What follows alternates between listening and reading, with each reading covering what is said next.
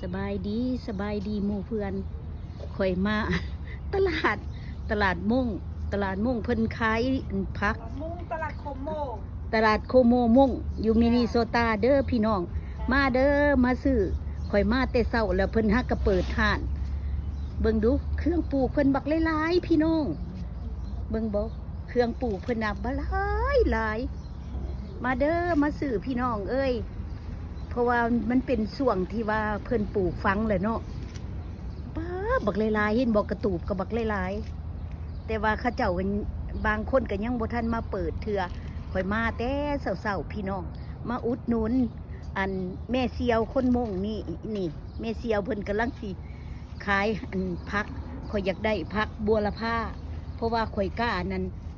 เป็นบัวละพามันสดนะมันอยากคิ้วกันกับผักอีตูข่อยก็เลยสิมาซื้อบัวละพาไปปลูกเบิ่งแม่พี่น้องงามผักบัวละพาเพิ่นแล้วก็ผักหอม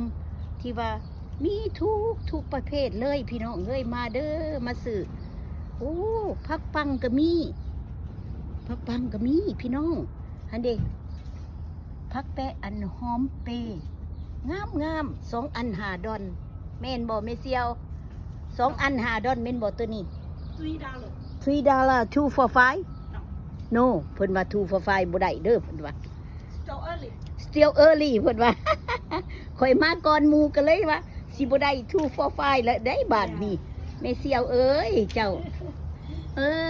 จะมาเปิดห้านแต่เช้าๆเป็นแนวใดขายดีบ่ขายดีเพิ่นว่าเพิ่นมาขายอยู่ดีทุกปีบ่เจ้ามาเพิ่นมาทุกปีพี่น้องโชคดีเด้อแม่เสียว